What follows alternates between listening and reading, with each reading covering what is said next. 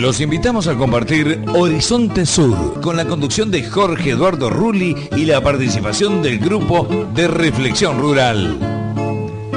Horizonte Sur los invita a una mirada desde la ecología sobre la política, el peronismo y los nuevos colonialismos, los modelos de las nuevas dependencias que nos colonizan, la soja, la megaminería, los agronegocios y la producción de biocombustibles. Nos desvelan las amenazas a nuestra soberanía y a nuestros patrimonios.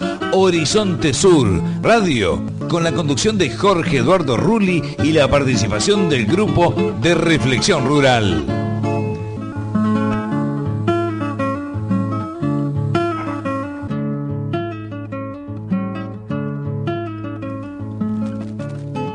Muy buenos días, estamos en el último programa del año de Horizonte Sur.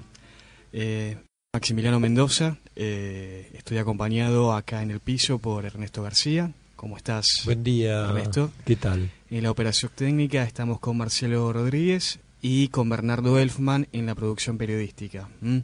Hoy no nos acompaña Jorge Rulli aquí en los estudios, pero vamos a establecer una comunicación telefónica en cualquier momento para abordar los temas que acostumbramos a desarrollar aquí todos en relación a la política, los agronegocios, el neocolonialismo y tratar de pensar las problemáticas de la Argentina desde estos ejes, desde estos lugares.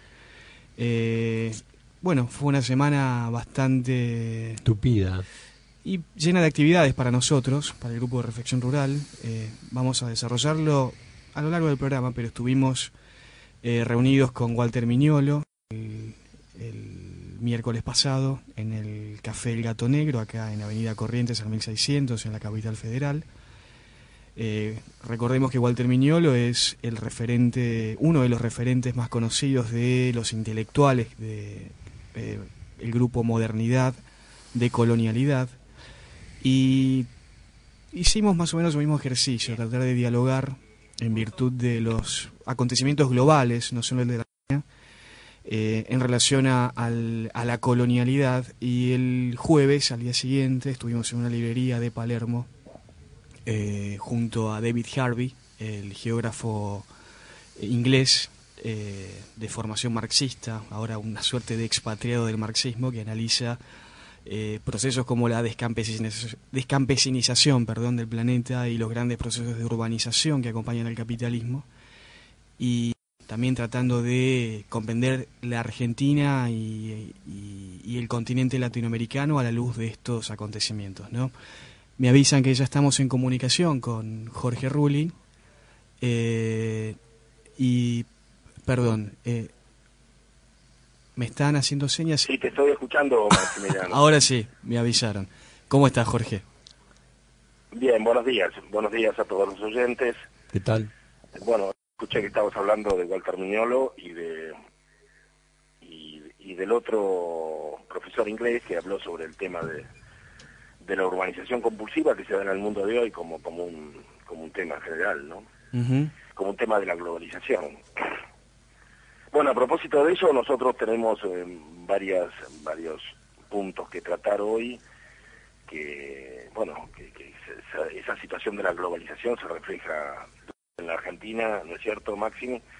Hemos vivido hoy todo este tema del predio de la sociedad rural, que yo creo que nos motiva a un largo diálogo, porque se trata de visualizar cuáles son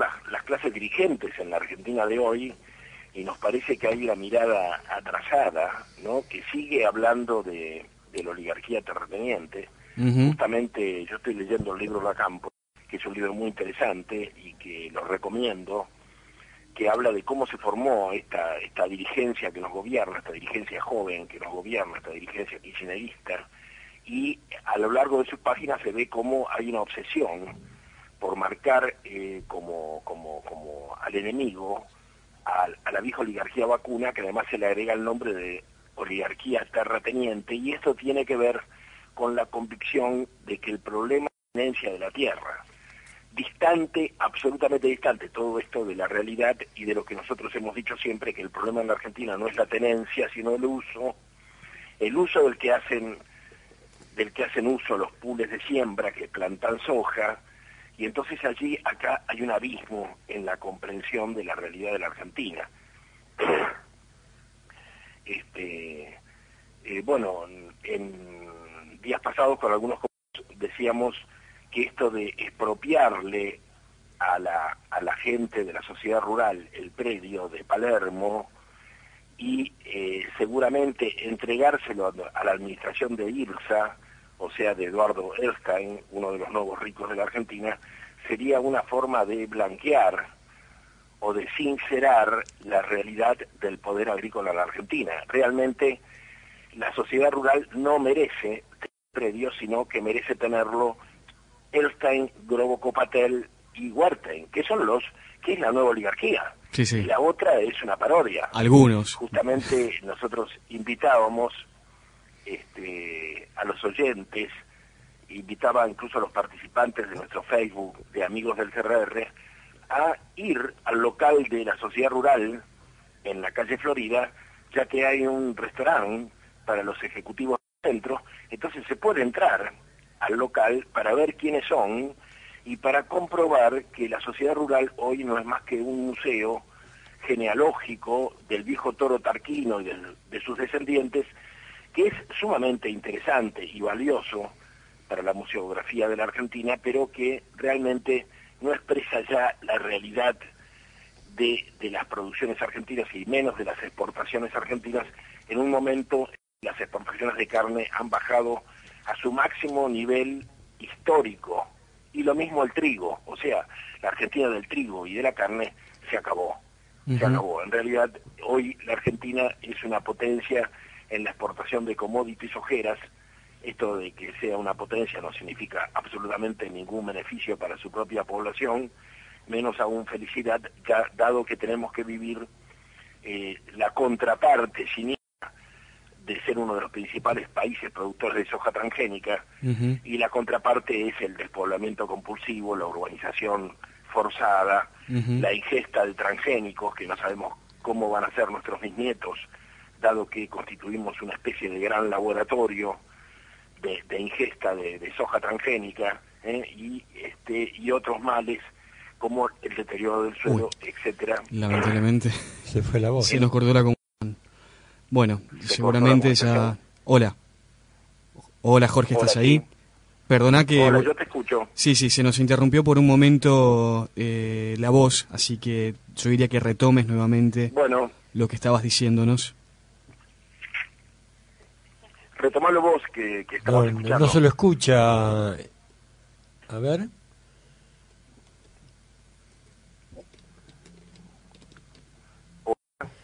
Sí, se me está escuchando. Nosotros sí estamos saliendo al aire. Yo decía que en estos días hubo, acá estamos esperando la reconexión con Ruli.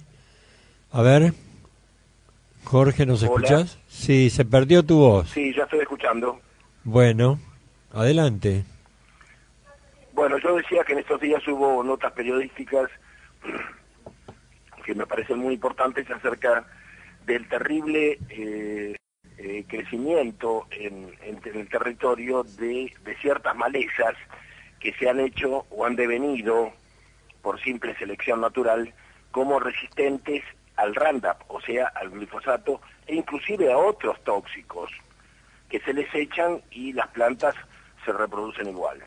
Estamos hablando de 6 o 7 millones de hectáreas con presencia de sorgo de Alepo, es una barbaridad, y 12 millones de hectáreas negra. Y además de esto hay muchísimo yuyo colorado, que como se sabe el yuyo colorado es una variante del amaranto silvestre americano, que en todo el continente se conoce que el amaranto tiene una gran capacidad de resistencia al glifosato. Bueno, este tema no es un problema para la producción sojera porque compite con los cultivos, afecta al bolsillo de los exportadores, pero también es causa de que los sojeros echen mucho más venenos del que necesitarían para controlar las malezas comunes, dado que ahora tienen malezas mucho más resistentes. Entonces tienen que doblar la cantidad de venenos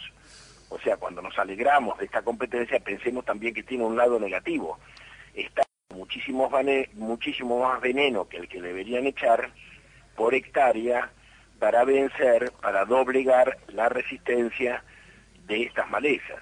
Y el otro tema es que cuando los ojeros se vayan, nos van a quedar, yo decía en el Facebook, nuestras próximas generaciones de argentinos van a tener que buscar un modo de alimentarse de sorgo de Alepo y rama negra, porque es lo que va a quedar. Bueno, esto tiene un costado de humor negro, pero también tiene un costado importante de realidad. Jorge, ¿sabes qué? ¿Nos escuchás? Hola. Sí. Sí, te estoy escuchando. Mira, yo quería retomar un poquito lo que estabas comentando acerca de el viejo poder de la vieja oligarquía, porque mira, acá traje un libro que también quisiera recomendar, se denomina Del paro agrario a las elecciones de 2009, tramas, reflexiones y debates, que está escrito por el Grupo de Estudios Rurales del Instituto Gino Germani, que está a cargo de los profesores Norma Giarraca y Miguel Teubal, y acá nos recuerdan algunas de las posturas que se instalaron en tanto caracterización política de este sector que instalaron en aquel entonces las usinas intelectuales oficialistas, estoy hablando particularmente de Carta Abierta, y los medios de comunicación que por aquel entonces, por supuesto, ya tenían un poder que hoy desde luego es mucho mayor, pero en el mismo lenguaje, ¿no? Siempre tratando de equiparar a los rentistas, los pequeños rentistas del modelo de los agronegocios de hoy, los antiguos terratenientes pampeanos del ayer, y mencionaba estas cosas, ¿no? De que, por ejemplo, Luciano Míguez, que por aquel entonces era el presidente de la sociedad rural, Mario Llambías, Eduardo Bussi, no tenían ningún tipo de visibilidad mediática antes del conflicto por la 125, y mencionan estos casos que yo recuerdo que por aquel entonces era un oyente de Horizonte Sur, daban a nombres que vos solías denunciar desde Radio Nacional, desde Roberto de Urquía hasta Gustavo Robocopatel, ¿no? Acá este libro dice que la situación a comienzos de 2008 podría resumirse de este modo en referencia a las relaciones sociales entre actores agro-gobierno. Los nuevos inversores concentraban las simpatías de los funcionarios del gobierno por innovadores, empresarios de la sociedad del conocimiento, viajaban en el avión presidencial y ocupaban bancas y puestos de funcionarios. Los medianos productores negociaban con mandos medios del gobierno, tales como el presidente de la Comisión de Agricultura de la Cámara de Diputados o el presidente del INTA, sin conseguir mucho, y los miembros de la vieja clase terrateniente, subordinada a los nuevos núcleos del poder económico, recibían oficialmente la desconfianza propia de los gobiernos democráticos por pecados pasados, pero mantenían cierta cercanía social con muchos de los funcionarios por la vecindad de sus residencias o por pertenencias a un mismo sector social. Pero lo que, por ejemplo, no se visibilizó en aquel entonces era que, por ejemplo, Gustavo Robocopatel no aparecía en los medios y, por el contrario, era invitado a seminarios universitarios en la Facultad de Filosofía y Letras, por ejemplo, yo recuerdo uno, como integrante de la Sociedad del Conocimiento para discutir el conflicto que supuestamente a él no lo involucraba. Supuestamente a él no lo involucraba. Claro. Así es. Mostrándolo. Yo te digo que... ¿Hola? Sí, te escucho. Sí, mira, digamos, que nos sintamos culpables de estupidez mediática los argentinos no tendría mucho sentido cuando uno está leyendo que en Italia se dan suicidios, terrible cantidad de suicidios debido a la crisis, el medio y el circo de Berlusconi continúa, ¿no? Y ahora le está pagando, para separarse de su mujer después de las orgías realizadas, le está pagando 100.000 euros por día. Bueno, o sea, el cambalache es parte de la globalización, pero me parece que los argentinos realmente tenemos que hacer una seria autocrítica, porque durante años celebramos la lucha contra una oligarquía que tenía 400 hectáreas o que tenía 500, o en el caso de algunos de los miembros de la mesa de enlace llegaban a tener 2000 hectáreas, y nos enfervorizábamos gritando contra esa oligarquía, mientras a nuestro lado, alentándonos y respaldando al gobierno y prestándole la oficina Puerto Madero a Néstor Kirchner, había gente que tenía 900.000 hectáreas. Entonces, a mí me parece que tenemos que hacer un gran acto de contrición, porque el kirchnerismo nos ha tomado el pelo y se ha burlado de los argentinos gracias a todos los escribas de carta abierta, y a todos esos intelectuales pagados de sí mismos y pagados por el gobierno, se han burlado del pueblo argentino durante años, y lo siguen haciendo ahora con la expropiación del predio de la sociedad rural, y va la juventud peronista, la presunta juventud peronista manga de alcahuetes y travestidos a poner carteles en el sentido de que se está haciendo justicia histórica, cuando en realidad el propio Aníbal Ibarra, no hace tanto tiempo, le daba los cines de la sociedad rural a esta gente y los tenía comiendo de su propia mano, ¿sí o no? Lo que se tiene que entender... y por eso nosotros invitamos a ir al edificio de la sociedad rural a aquellos que quieran comer un menú ejecutivo, para que vean lo que es esa oligarquía. Pueden ir a comer al reino de Eduardo Elstein, ni al de los Wertheim, ni al de Grobo Copatel. Que se entienda que el poder en la Argentina dio de manos, y que los cipayos nos han hecho equivocar de enemigo para que la Argentina se pierda económicamente.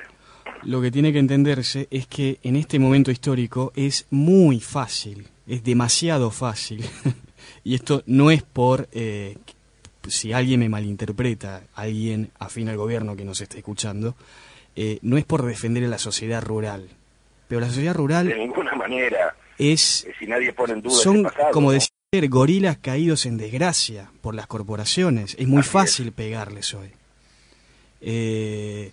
Para sumar un poquito más... Sobre todo teniendo el respaldo de Elstein y de los Wertheim, ¿no? Claro. De todas maneras, digamos también que en la concesión, porque estuvieron comprando parte de, digamos, la conformación de la rural, que es la empresa que explota los salones y todas las, digamos, como dice, amenities en el mundo de los negocios, que controlan hoy por hoy en el periodo de la sociedad rural, son por un lado IRSA de Eduardo Elstein y el grupo Fénix de Grossman, que fue el hombre clave para, vos recordarás, la realización de este monumental acto por el Bicentenario en 2010, con su equipo Fuerza Bruta y demás cosas. O sea que es como los aliados del gobierno... fue como el arquitecto... Los aliados ya están en la sociedad rural. Claro, pero además digamos, yo también te lo decía ayer, para mí, de alguna manera, y por irónico que suene, es un acto de justicia histórica, digamos, se está brindando el predio de la sociedad rural a la oligarquía real y verdadera. Claro, pero es un acto de sinceramiento político. Claro, pero insistimos, esto se va a confirmar en los próximos días. Todavía parece ser, o por lo menos es lo que reflejan algunos portales informativos relacionados con el mundo de los negocios, de que el grupo Fénix e IRSA están esperando, digamos, cómo va a continuar esta concesión, porque ellos compraron hace muy poquito e invirtieron millones de pesos hace muy poco tiempo. IRSA creo que fue hace un par de meses atrás. Pero bueno, independientemente, digamos, también tenemos que decirlo, lo que determina si un sector es oligárquico y poderoso no es la tenencia del predio de la sociedad rural. De hecho, vos también recordarás que Gustavo Grobo Copatel había mencionado un par de veces que Violcati le había ofrecido formar parte de la sociedad rural y que él lo rechazó. Porque él sostenía, y lo sigue sosteniendo, de que tiene que haber una suerte de integración, y por eso Cristina lo repite permanentemente, industrializar la ruralidad, de esta nueva ruralidad constituida por grupos como las corporaciones que detenta Grobocopatel-Oelstein, en un emporio agrario-industrial que de una vez por todas resuelva las viejas que dividieron a la Argentina, esto lo dijo textualmente, entre el mundo de la llanura pampeana y los industriales portuarios. Eso es lo que él sostiene y que de alguna manera expresó cuando, creo que fue el año pasado, que recibió un premio, de que a él le gustaría ver a un miembro de esta nueva ruralidad. Yo cuando Grobo dice nueva ruralidad, yo entiendo nueva oligarquía. Quisiera ver a un miembro de esta nueva ruralidad como presidente de la Unión Industrial Argentina, en todo caso. Maximiliano, yo creo, vos mencionaste un libro del grupo de estudios rurales de la universidad que nos parece, como te diría, que tenemos que celebrar por su lucidez, pero como parte de una nueva conciencia que está extendiéndose, yo también creo que vale la pena mencionar una nota importante en el blog de Bonazo, que por provenir del tronco del kirchnerismo sabe de qué habla y que se refiere a los nuevos cipallismos progresistas y que nosotros hemos destacado y celebrado en nuestras páginas y Facebook, porque nos parece que significa una gran toma de conciencia. Sí. Quizá puedas hablar un poquito acerca de este documento. Mira, es una nota bastante larga, se llama El discreto encanto del señor Rockefeller, por supuesto se refiere a David o David Rockefeller, este viejo megamillonario, fundador del Consejo de las Américas, y que en su momento fue el socio mayoritario de José Alfredo Martínez de Hoz, como se recordará, el viejo superministro de Economía de la última dictadura militar. Nosotros hemos mencionado muchas veces, por lo menos a lo largo de este año, cómo se cocinaron los acuerdos con estas corporaciones transnacionales que detentan el poder de tutelar las ganancias y liderar el tan mentado crecimiento económico de la Argentina. Estoy hablando de corporaciones como Monsanto, como Chevron, como Campbell, etcétera. Bueno, nosotros hemos mencionado que el gobierno nacional se ha reunido más de una vez a lo largo del año en el Consejo de las Américas con estas empresas, y una de esas reuniones más escandalosas es la que hemos denunciado acá varias veces y que ha trascendido por muchísimos medios y cuyo registro audiovisual está en YouTube, y es la reunión de la famosa reunión de Cristina con Monsanto, donde anuncia el lanzamiento GRR2BT y el respeto por las patentes que harán, suponemos, a través de una ley. Bueno, veremos cómo se resuelve ese tema. Pero lo que quiero decir es que Bonazo, en esta nota, señala que hay un recentramiento del poder global que, en el caso particular de la Argentina, se da a través de las relaciones carnales del gobierno nacional con este sector del poder económico global, que estoy hablando, repito, de Rockefeller, del Consejo de las Américas y de todos sus socios.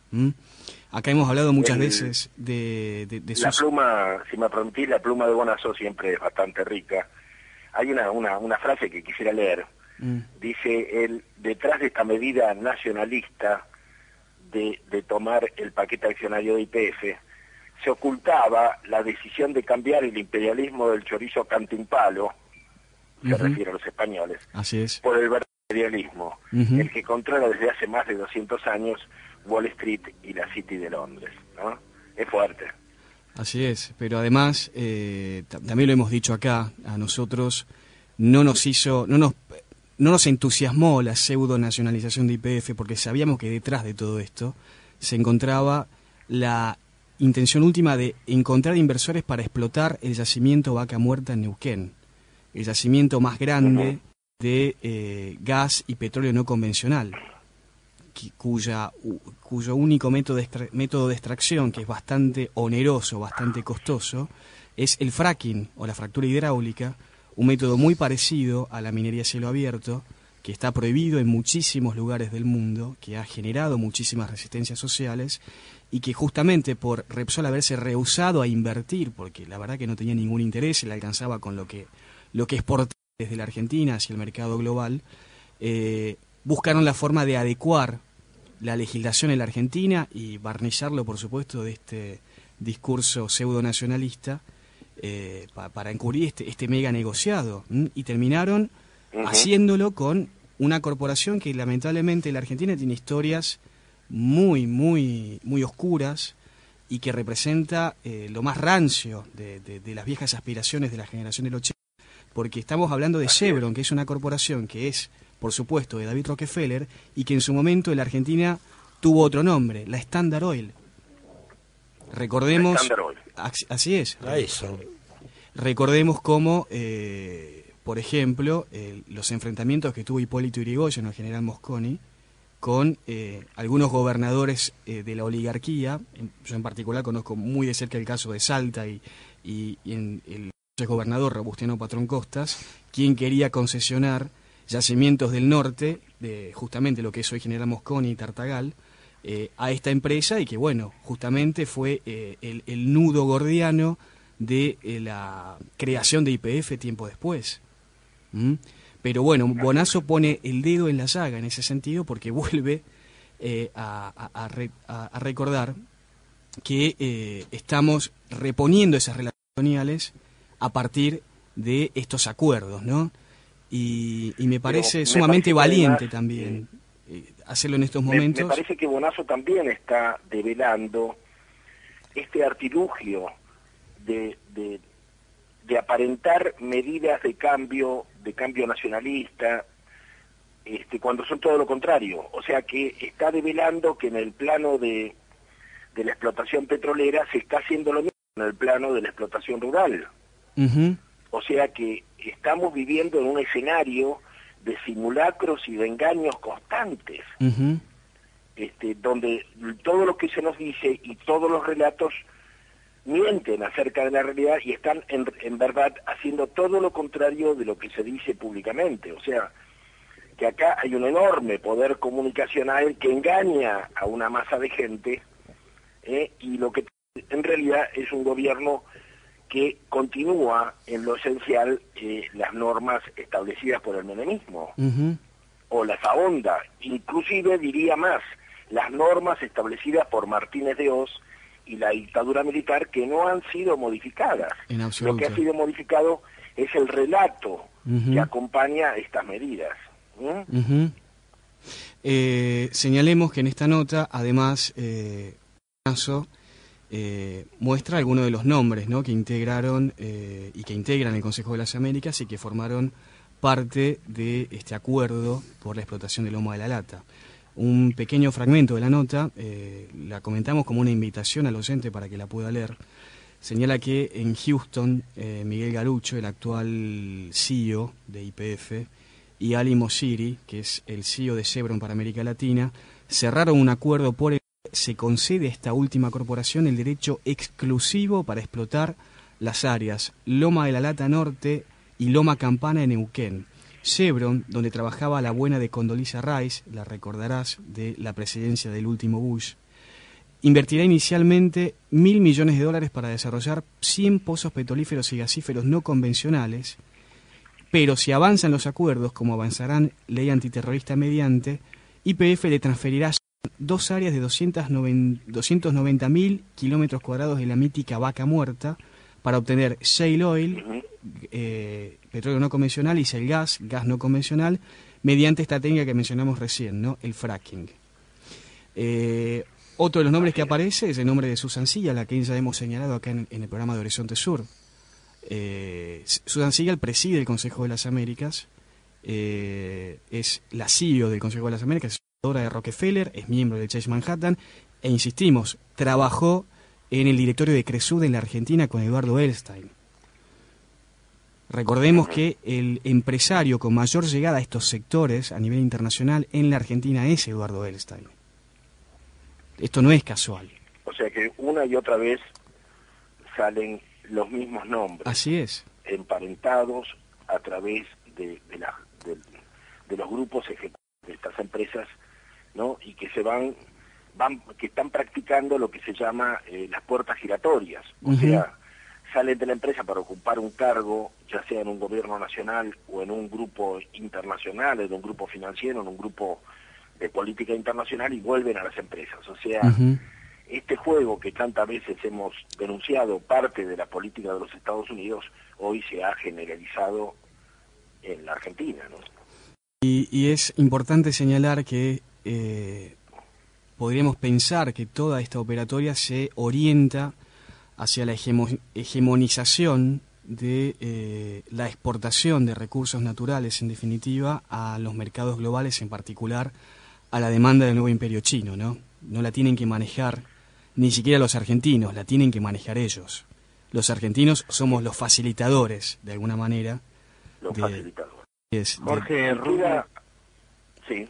Jorge Rulli y Maximiliano Mendoza, hay que sumar a este juego, a este tablero de ajedrez, que hace horas los hermanos Bulgeroni, en representación de capitales ingleses y chinos, formalizaron un acuerdo con el CEO de YPF.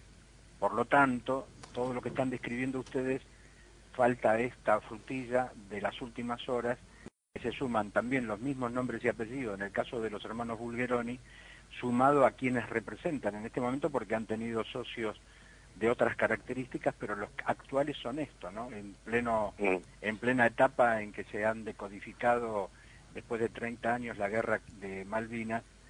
Otra de las tantas paradojas es esto, que mientras nos enteramos de todos los disparates que se llevaron a cabo y otros que no se llevaron a cabo, Inglaterra vuelve a estar asociada a la explotación del petróleo a través de los hermanos Bulgeroni e YPF.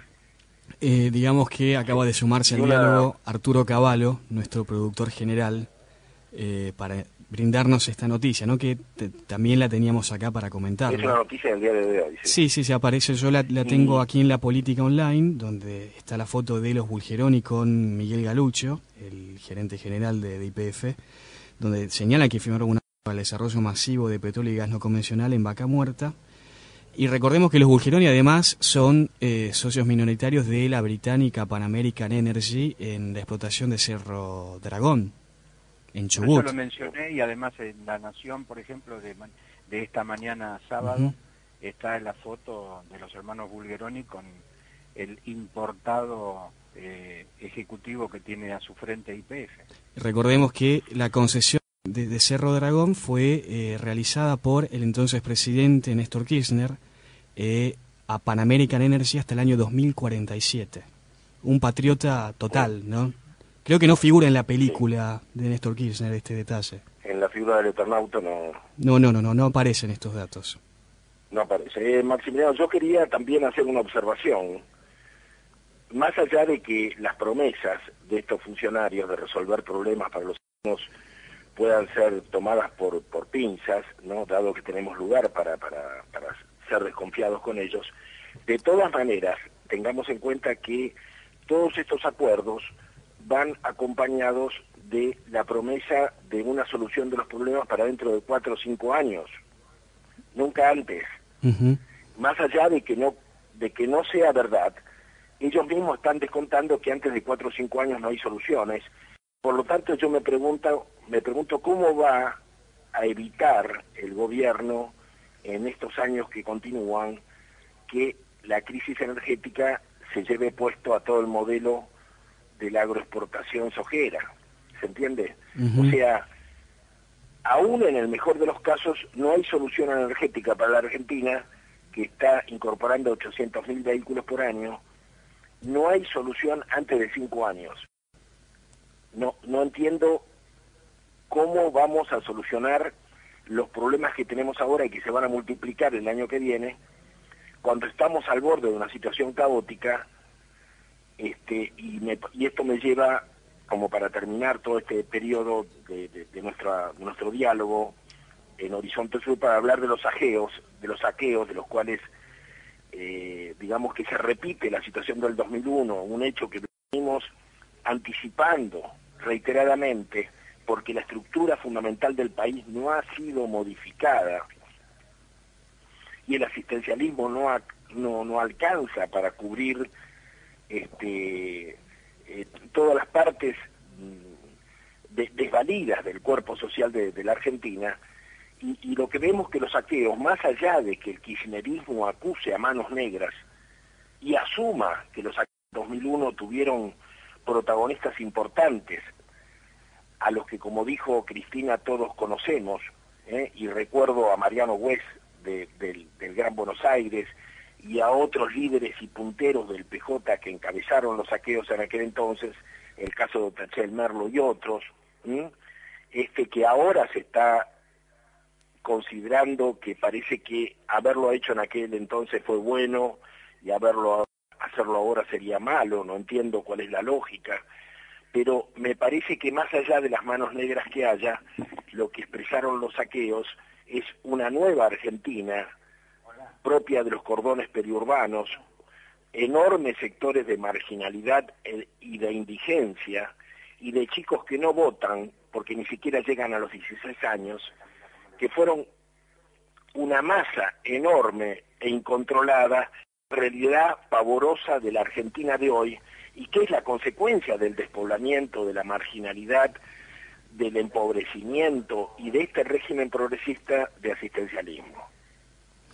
Me parece que poco importa si han sido instigados o no, me parece mucho ¿Cómo? más. Me parece que poco importa si estos hechos sociales fueron instigados desde algún sector, como se pretende instalar en el debate. ¿No? Claro. Lo importante es la realidad social que expresan estos acontecimientos, porque y que demuestra que las condiciones que en 300 localidades de la Argentina se hayan producido desórdenes de esta envergadura y saqueos de esta envergadura, a mí me parece que es un hecho que expresa una situación caótica. Claro. Desde lo social tenemos que verlo como una situación incontrolada de un gobierno que ha perdido mano y que ha perdido control a través de los planes asistenciales, ya no puede contener el desborde social.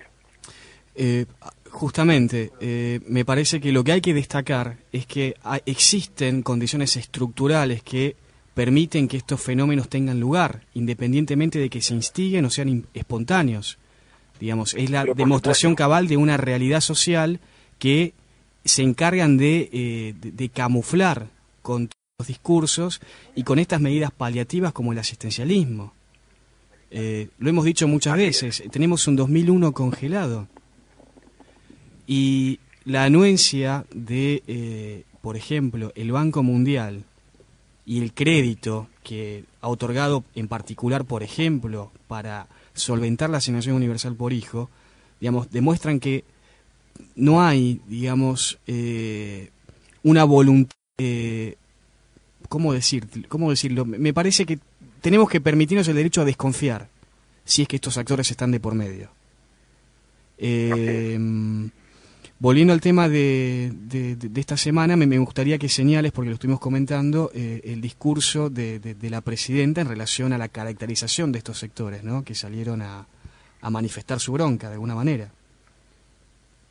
Bueno, a mí que la forma en que ella dice a estos sectores como sectores marginales me recuerda mucho como cuando se refirió a los jubilados como nuevas formas o como nuevos buitres que acosan al Tesoro argentino, como si todas las políticas del pago de amortización y de intereses de la deuda por parte de este gobierno no fue el saqueo de las cajas de los jubilados. A mí me parece un hecho gravísimo, porque las próximas generaciones de trabajadores no van a tener los fondos. O sea, lo que está en peligro es la continuación del régimen jubilatorio en la Argentina, de aquellos que trabajan, porque claro, que trabajan en blanco, porque también está en peligro la continuidad del régimen del trabajo en blanco en la Argentina, pero fundamentalmente está en peligro la continuación de poder pagar a los ancianos en este país, y eso ha sido porque CES no solamente ha sido la caja para obtener todos los recursos que el gobierno necesita, sino también ha sido un lugar en que la cámpora ha metido a miles de militantes rentados para hacer política. O sea, el poder político de la cámpora se basa fundamentalmente en el ANSES. A mí me parece terrible, me parece un delito político que la Argentina tendría que considerar muy seriamente. Todos estos chicos provenientes de la UCD y de la Federación Juvenil Comunista, es decir, que ahora han formado esta neo-juventud peronista kirchnerista rarísima, con sueldos de $1.000, $2.000, $3.000, $6.000, y que son miles y miles y miles de militantes rentados que llenan los actos, y que operan constantemente para engañar en este escenario de parcialidades, en este escenario de mentiras, están basándose fundamentalmente en los recursos de los jubilados. Me parece de una injusticia atroz, me parece una burla del destino, porque lo hacen además apoyándose en las historias dolorosas de la tendencia revolucionaria, del montonerismo de los años 70, Jorge. Historias que levantan constantemente, que se sienten continuadores de aquellas épicas equivocadas o reales. Muchísimos de ellos son hijos de desaparecidos, muchísimos de ellos son hijos de antiguos dirigentes montoneros, públicamente. Esto es público, esto es así, y me parece terrible que se apoyen y que obtengan sus recursos de los fondos de los jubilados y que les parezca bien usar los patrimonios del Estado porque sienten que el pueblo argentino está en deuda con ellos. Así es. Por eso ellos salen a celebrar a Graciela, a la Micheli, ¿cómo se llama? A la ex ministra de Economía. Felisa Micheli. A Felisa Micheli. Lo escuchaba el otro día de Lía acerca de esto, decir que es una de las personas más honestas de la Argentina. ¿Qué puede importar que se le haya encontrado una bolsa de dinero en el baño? Importar si ella es parte de un proceso que está cambiando a la Argentina. Entonces, ¿qué importa que ganen 100 o 200 o 300 veces más que un obrero? Se lo merecen. Esta es la mentalidad de los que se han adueñado de la Argentina.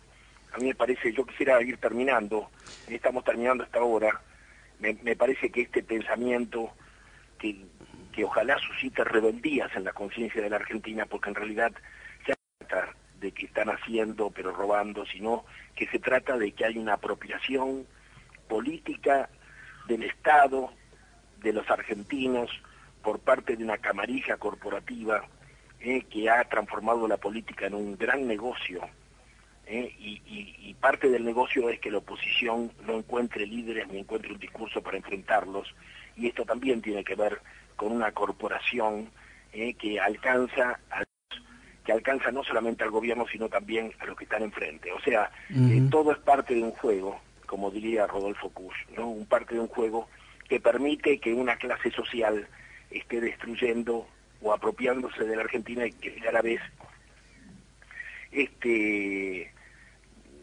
decidiendo que los sectores que salen a la calle para robar comida o para robar plasma, no importa, puedan ser dados como marginales, cuando son ellos mismos los que han llevado adelante este ostracismo, esta marginalidad, esta condena a vastos sectores de los argentinos que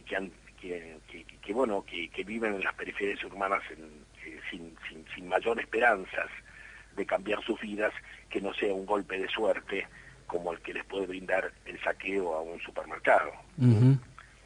¿Sabes qué? Rulli, Maximiliano Mendoza, Ernesto García, Bernardo Elfman, en este marco en que se está dando la charla, no perdamos de vista que el funcionamiento del aparato comunicacional del gobierno nacional costó en el 2012 6.851 millones de dinero.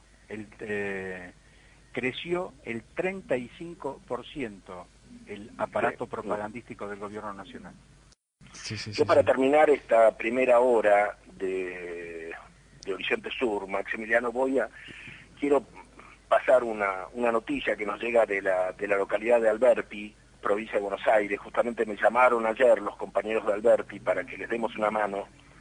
La noticia es que a pesar de las disposiciones de la Corte Suprema de Justicia de la provincia de Buenos Aires, la Intendencia de la localidad de Alberti autorizó a un productor sojero de nombre Eduardo Veraza, la empresa se llama Eduardo Veraza Sociedad Anónima, a fumigar con herbicidas a solo 100 metros de las viviendas de esa ciudad, y cuando la dirección de los vientos sea opuesta a la zona habitada.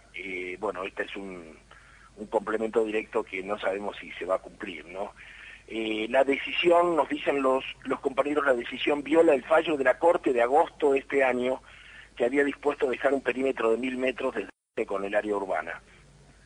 El caso llegó al máximo tribunal a partir de la presentación de un recurso de amparo de los vecinos movilizados, que había sido rechazado en las dos instancias anteriores, en el juzgado de primera instancia y en la Cámara de Apelaciones. Los pobladores de la zona denuncian que si bien la resolución municipal data del 14 de diciembre, ya se estuvo fumigando y se volverá a hacer en los próximos 20 días, y aseguraron en los años que venimos luchando contra este avance, la municipalidad nunca nos brindó información ni apoyo alguno, ni siquiera cuando hubo peligros de muerte. Hasta ahí la información que tenemos.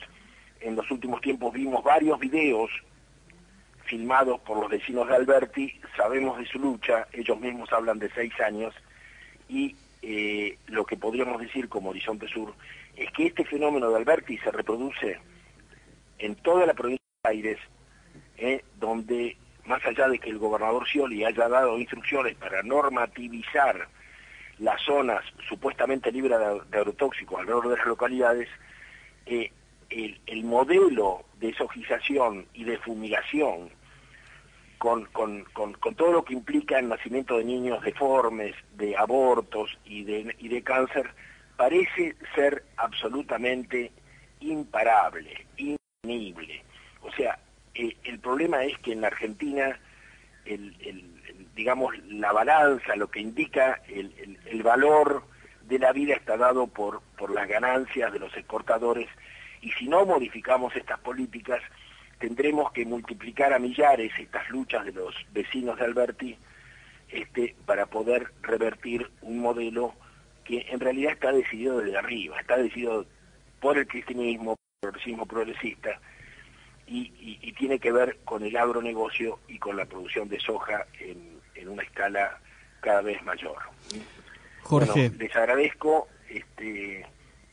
Por mi parte termino con la intervención en esta primera hora de Horizonte Sur. Gracias, Maximiliano. Jorge Rulli y Arturo Cavallo, tenemos que despedirnos de aquellas emisoras que nos reproducen durante la primera hora, así que vamos a hacer este cierre para aquellas repetidoras que están con nosotros hasta las 10 de la mañana o que repiten después los 60 minutos de Horizonte Sur, y para aquellos que nos van a seguir escuchando en estos momentos o que simplemente después nos van a escuchar por internet en la edición completa, los invitamos a continuar, por supuesto, en Horizonte Sur para la segunda hora.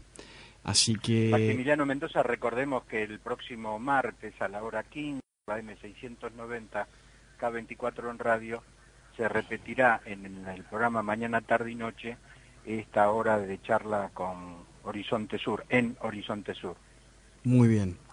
Bueno, cerramos entonces la primera parte y les mandamos un gran abrazo a ambos y gracias por sus aportes para este gran espacio de catarsis, por lo menos así lo siento yo, que es Horizonte.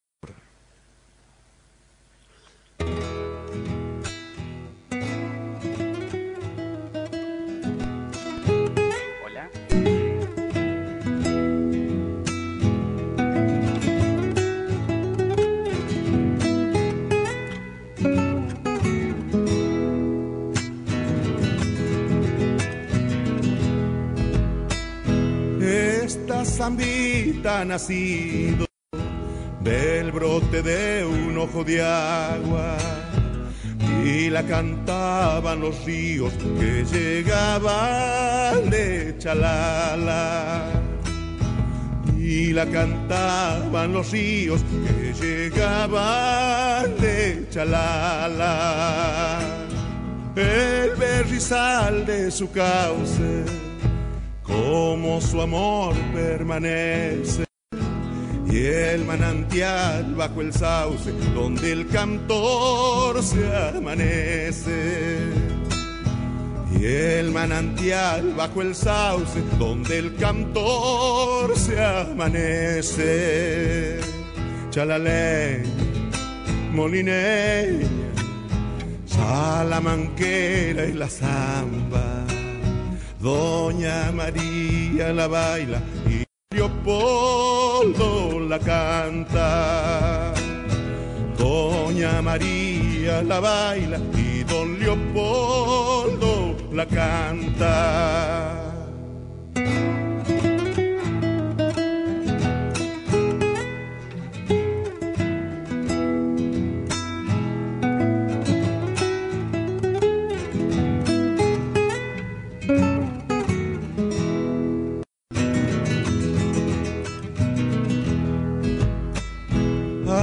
Carnavales ardidos de corazones y albahaca, amorcitos del molino, molino de Purmamarca. Amorcitos del molino, molino de Purmamarca.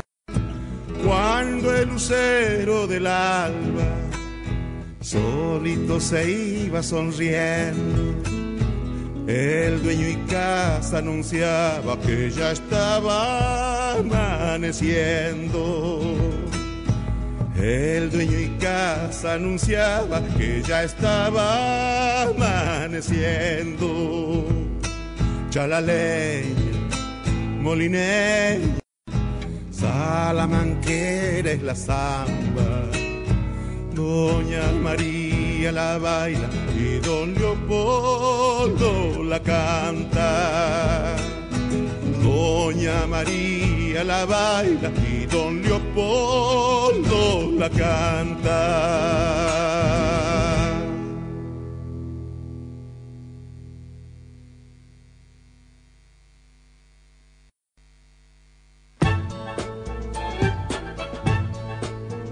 Desde la ciudad de Buenos Aires transmite AM690, K24 Radio, una radio como a vos te gusta.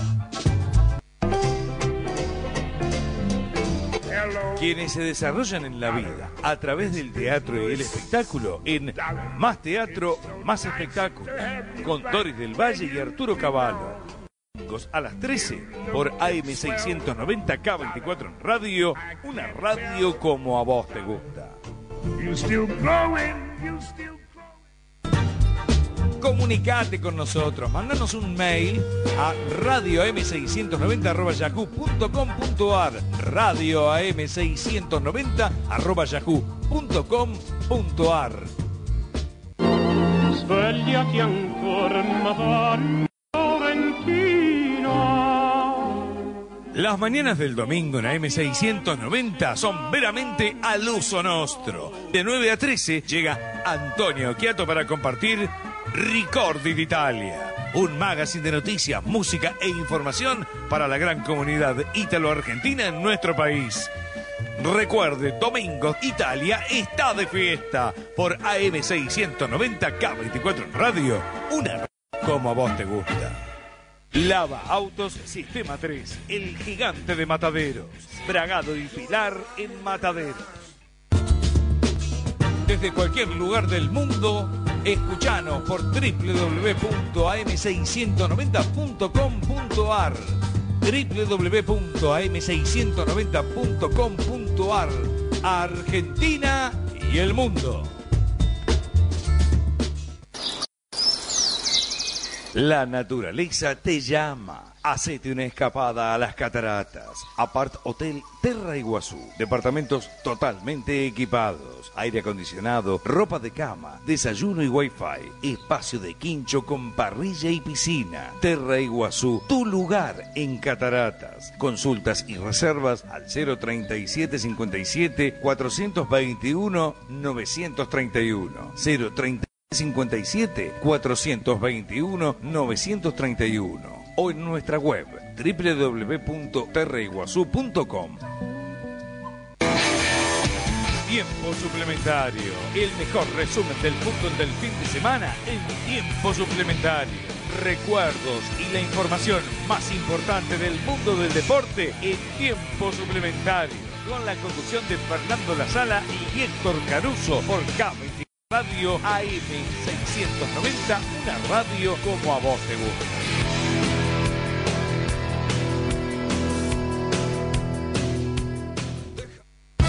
No dejes que te cobren de más.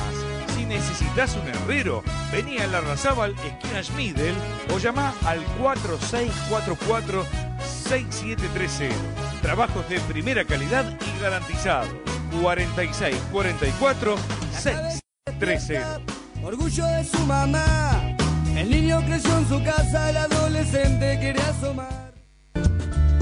Nuevos números telefónicos para comunicarte con AM690 K24 en radio. 4642-5533 y 4642-5315. 4642-5533 y 4642-5315. Medios de comunicación de K24 en radio, AM690, una radio como a vos te gusta. Addio bei giorni passati, mia piccola amica ti devo lasciare. Todos los domingos de 8 a 9, Melodías Italianas, una realización de Antonio Faná Producciones, la voz de Estela Montes y la conducción de Tony Pescara. Domingos de 8 a 9, Melodías Italianas, por K24 Radio AM690, una radio como a vos te gusta. Ricordi quelle sere che ti stringeva sul cuore. Desde la ciudad de Buenos Aires transmite AM690, K24 en radio, una radio como a vos te gusta.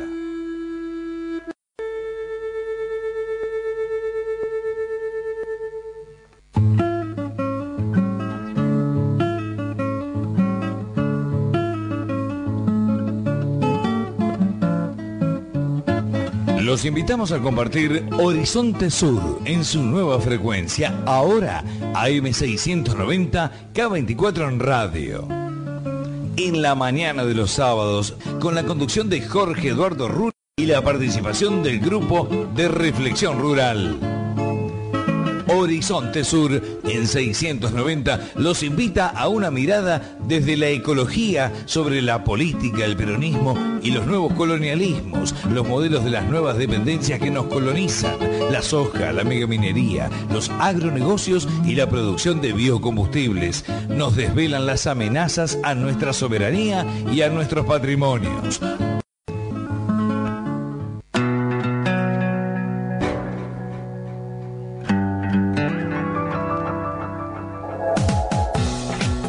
En la AM690 K24 en radio buscamos las coincidencias. Enrique Llamas de Madariaga y Denis Pesana conducen Coincidencias de lunes a viernes de 9 a 11 con la participación de Arturo Cavallo.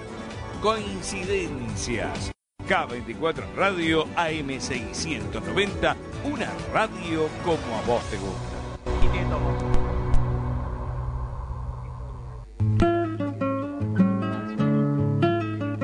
Horizonte Sur, sábados a la hora 9 por AM690 K24 en radio, FM frecuencia 0, 94.1 de Alberti, provincia de Buenos Aires. Sábados, hora 12 por FM del Sur, 103.7 de Verónica, partido de Punta Indio, provincia de Buenos Aires.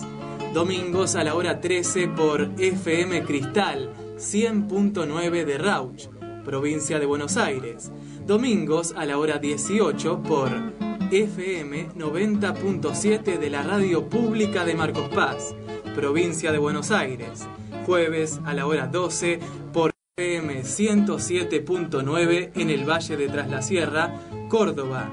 Se escucha también por www.arturocavallo.com.ar, www.pararelmundo.com, sitio web del GRR, www.grr.org.ar.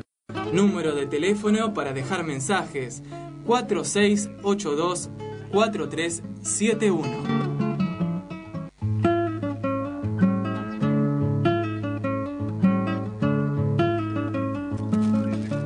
Muy bien, seguimos en Horizonte Sur, ya en la segunda hora de Horizonte Sur, son las 10 de la mañana con 10 minutos. Con un poroto gigante en la mano. Y estamos, como ustedes podrán escuchar, en comunicación nuevamente con Jorge Rulli y con el doctor Jorge Kaczewski, que también es miembro del Grupo de Reflexión Rural, autor del libro La amenaza transgénica, que está en todas las librerías, por lo menos de la capital federal y en algunas partes del país también. Buenos días para ambos y bienvenidos nuevamente. Buen día, querido. Gracias. Buen día a todos. Bueno, yo lo voy a presentar a Cayo Jorge Kaczewski. Nos conocemos hace muchos años y nos conocimos en una misma lucha, cuando Kaczewski era el médico del MAPO, que él después explicará qué es, el Movimiento de Agricultura, ¿cómo es? Movimiento Argentino para la Producción Orgánica. Sí. Ahí está, para la producción orgánica. Bueno, y nosotros estábamos en un incipiente grupo de Reflexión trabajando contra lo que se veía que era un modelo impuesto, un modelo de agronegocios,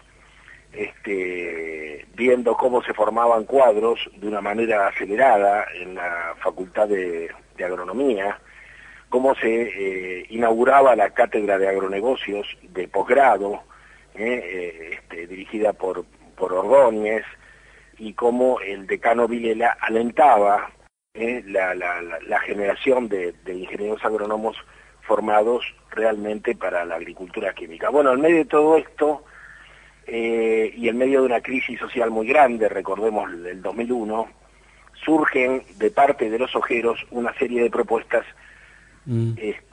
para que la gente se alimentara con soja transgénica, porque no había otra soja, e inclusive esto fue una decisión que, como nosotros supimos, se tomó en la casa del director de Clarín Rural, donde había varios, estaba la gente de APRESID, estaba la gente de la facultad, si no me equivoco, había varios dueños de pools ojeros, y tomaron la decisión de ayudar en la crisis y en el hambre de la Argentina donando soja, cosa que empezaron a hacer muchos productores que mandaban bolsas a los comedores populares, y la gente con esto hacía guisos para los niños y hacía la mal llamada leche de soja. Bueno, aquello recibió todo el apoyo de la Acción Católica y del Rotary Club. Nosotros tuvimos innumerables polémicas sobre este tema, inclusive en algún momento, debido a tanta resistencia, Chiche Duhalde en el 2002 se vio obligada a convocar una reunión de directores de proyectos del Estado argentino y también miembros de organizaciones no gubernamentales y de fundaciones importantes en la Biblioteca Nacional, una enorme reunión. Yo creo que no éramos menos de 500 los que estábamos allí, cada uno expresaba algo, representaba algo importante. En ese momento de caos estaba la esposa del presidente, que era Duhalde, la esposa P. En principio ella tenía la propuesta de continuar con la ingesta de soja, y recuerdo que los 500 tuvimos una misma posición, en el sentido que se hizo público luego, y fue impreso esto en una folletería por la Presidencia de la República, y la misma posición era que la soja no era un alimento que debía tener los niños de ninguna manera antes de los 2 años, y solamente con muchísimas prevenciones antes de los 5 o 6, que no era un alimento para la gente que tuviera defensas bajas, ni para los presos. Sin hablar de la modificación transgénica, ¿no? Claro, de eso no se habló de la soja. Nadie quiso meterse con lo genéticamente modificado, es verdad. Sí. Pero de todas maneras, pensando en la soja, se dijo que no era alimento para ancianos, ni para prisioneros, ni para enfermos, ni para embarazadas, ¿no? ¿Te acuerdas? Fue muy explícito. Realmente en aquel momento Chiche Duhalde tuvo que rectificar sus políticas, y a lo sumo lo que hicieron fue, la divulgación de esto fue bastante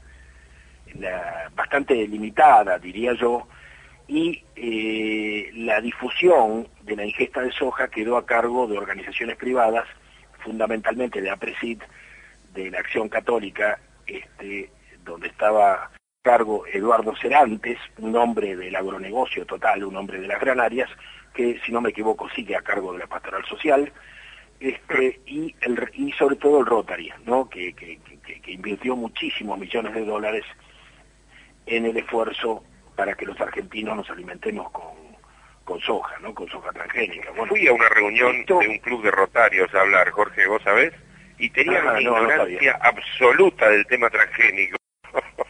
totalmente ignorantes del tema, sí, se desayunaban. Bueno, esta efervescencia a favor de la soja parece haberse frenado, pero de todas maneras, Jorge Cayuber, vos sabés que la gente sigue comiendo milanesas de soja, y cuando nosotros planteamos el tema de la soja como un peligro como alimentación, bueno, nos dicen cualquier cosa y se sorprenden muchísimo. Bueno, a mí me gustaría que nos hables de esto y de las consecuencias que ha tenido, porque ahora nos sorprendemos de una generación irascible. Los saqueos han mostrado a pibes de 13, 14 años que no tienen miedo a nada, porque no tienen nada que perder, y lo único que quieren es, o lo único, más que lo único que quieren, no, sino tienen una práctica natural hacia la violencia, y yo creo que esto tiene que ver con aquello. Estamos hablando de pura neurotoxicología, o sea, un fenómeno de... Bueno, realmente... por favor, te escuchamos, Jorge. Sí. Bueno, rememorando un poco de cómo en aquellas épocas nos conocimos, pensando un poco más sistémicamente, yo rescato de ese tránsito por el movimiento argentino para la producción orgánica el haber conocido las bondades de un sistema agroecológico de producción.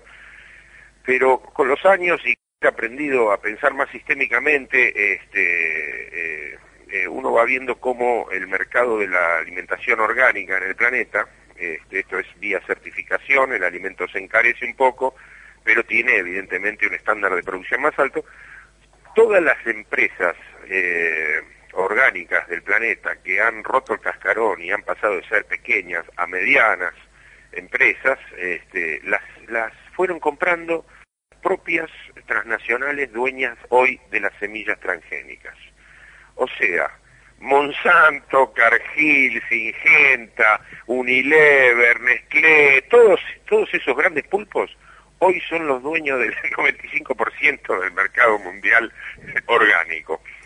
Con lo cual uno se pone a pensar, tanto trabajo dedicado a investigar la relación del hombre con la naturaleza, porque bueno, convengamos que también hasta en eso éramos bastante en esa época inocentes, en nuestro antropocentrismo, creyéndonos que éramos los dueños de todo. Aún los ecologistas nos faltaba revisar un poco eso, pero fíjate cuánta ignorancia que el sistema de producción orgánica está en manos de las propias transnacionales que hoy nos chicanean adueñándose de la semilla. Claro. Y con las modificaciones transgénicas. Una inocencia absoluta. Hemos trabajado, yo siento haber perdido el tiempo y haber estado casi como encerrado en una ilusión, ¿no es cierto?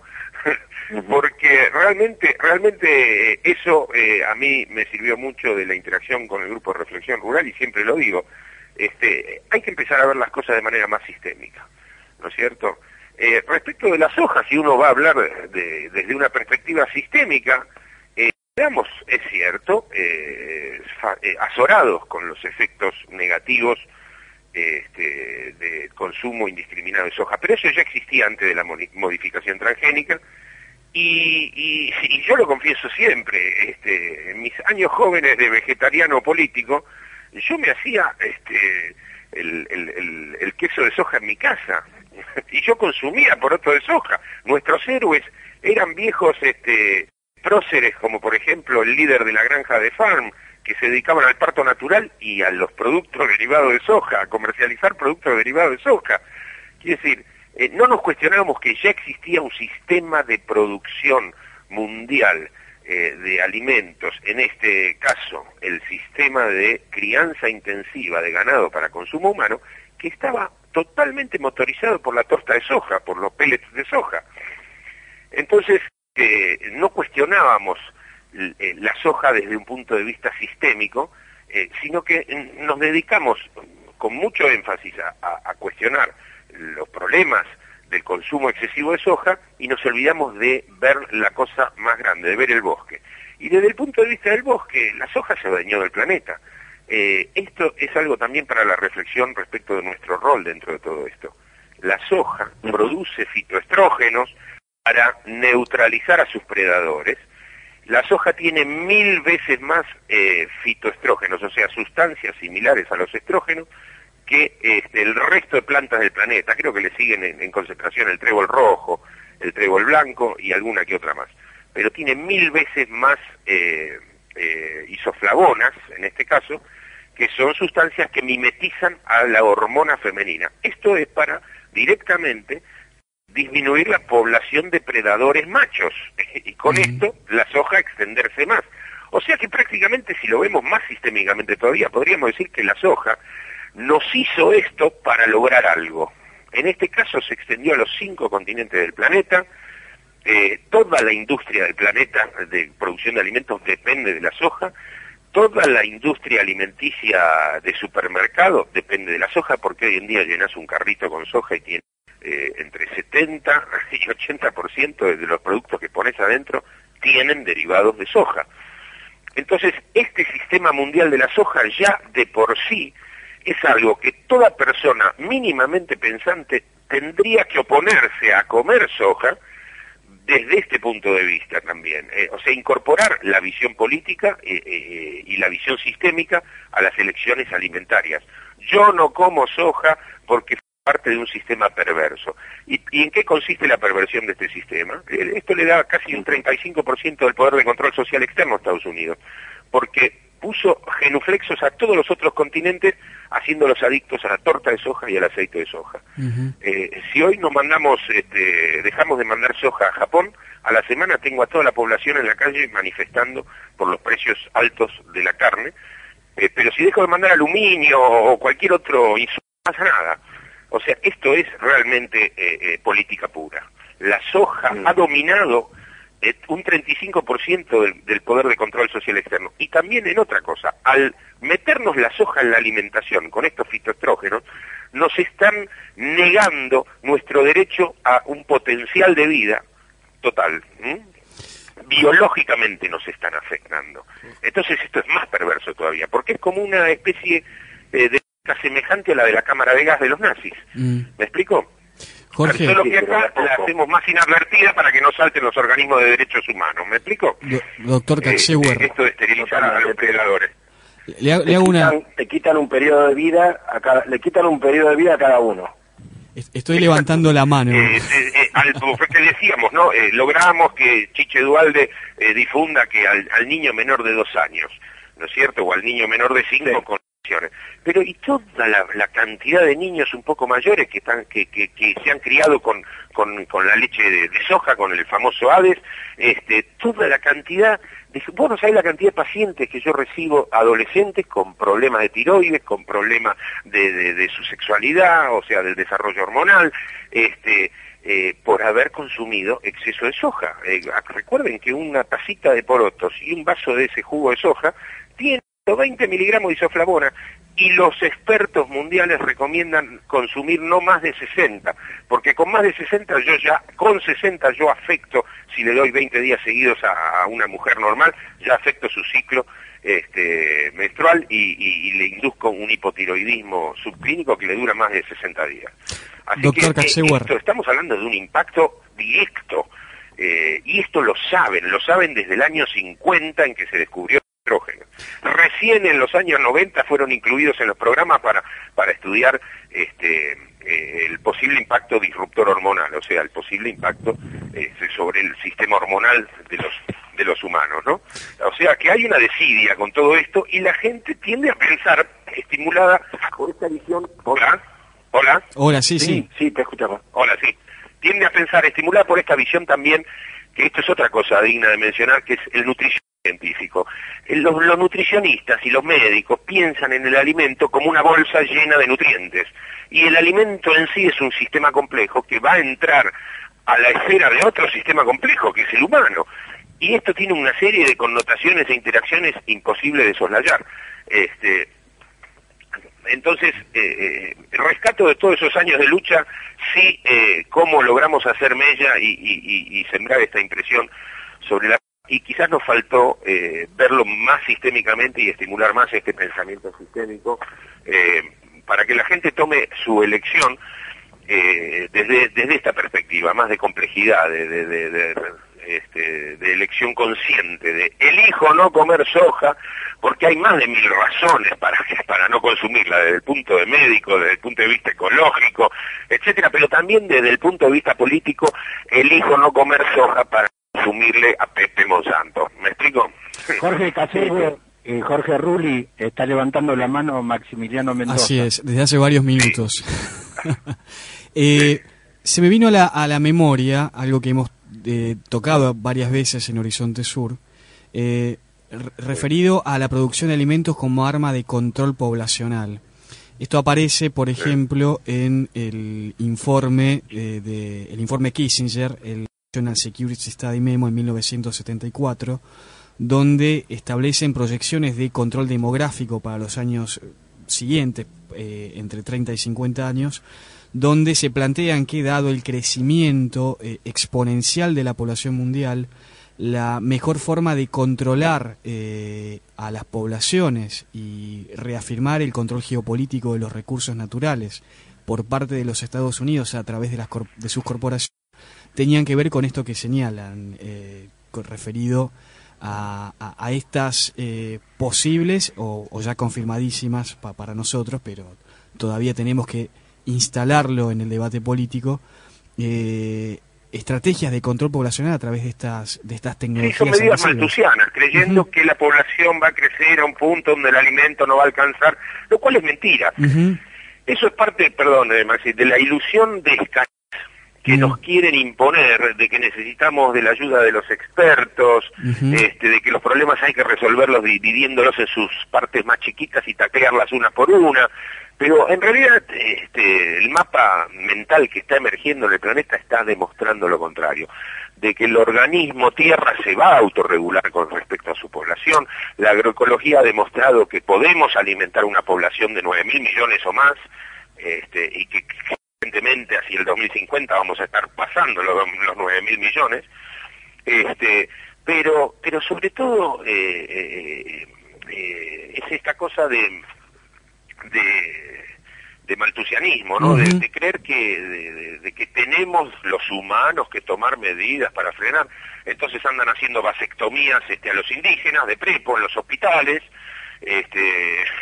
o llenándote el carro del supermercado con soja, lo cual obviamente va a afectar la fertilidad. Es así, es realmente muy perverso. Este enfoque que... Pero aparte de una visión errónea de la ciencia mundial, ¿no? Sí, yo quería... ¿Puedo tomar un lugar en el debate? Sí. Yo quería recomendar un libro que en estos días se está vendiendo en la Argentina, que se llama El veneno nuestro de cada día, que es de Monique Robin, la misma que hizo El mundo según Monsanto, vio El mundo según Monsanto. Bueno, ahora ha publicado este libro, La responsabilidad de la industria química en la epidemia de enfermedades crónicas, y bueno, y ahí dice cosas muy importantes, porque de alguna manera retoma un libro que hizo época, que es el de Rachel Carson, La primavera silenciosa, ¿no? Sí. Un libro... Nuestro futuro robado también. Y la continuación, que fue Nuestro futuro robado. Bueno, y entonces, acá comenta de Theo Kolberg, un famoso científico, que le dice famosa. Famosa, Theo Kolberg. Theo, claro. Sí. Dice que Rachel Carson estaba pensando principalmente en el cáncer, dice ella, una enfermedad de la que ella misma falleció. Yo no sabía esto, Rachel Carson falleció de cáncer también. Dice, y el cáncer representaba la gran preocupación de la época. No sé exactamente en qué año está hablando, 1950. Está hablando de los años 60, Primavera Silenciosa fue en el 70 más o menos. Bueno. Dice, yo misma, dice ella, Theo, dice, yo misma he tardado mucho en salir de esta concepción toxicológica nacida durante la posguerra, en la que se medía la toxicidad de un producto por la cantidad de muertos que provocaba a corto o mediano plazo. Dice, si he podido superar dicha concepción fue también las enseñanzas de Rachel Carson, que afirmaba que nuestro destino está vinculado al de los animales. Y luego señala, nunca podré olvidar mi encuentro con científicos que cada uno desde su lugar observaban fenómenos similares. O sea, una reducción drástica de las poblaciones de ciertas especies animales, un disfuncionamiento de su sistema reproductor que hacía que los adultos tuvieran dificultades para tener crías, y cuando estaban, estas nacían con malformaciones congénitas y no sobrevivían.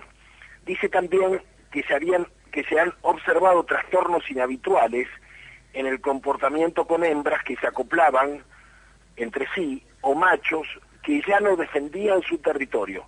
Bueno, y continúa explicando que los zoólogos, convencidos de que lo que ocurre en el mundo de la fauna silvestre, inevitablemente terminará reproduciéndose o replicándose en el mundo de los seres humanos, han puesto el alerta en muchos encuentros científicos con respecto a todo esto, que me parece que era a lo que vos te referías, que es un inminente peligro. De hecho ya está el peligro, ya está, los impactos se están dando en las poblaciones humanas, y que parece que no queremos verlo políticamente, ¿no? Es que lamentablemente la política está regida por un manual científico totalmente perimido, Jorge.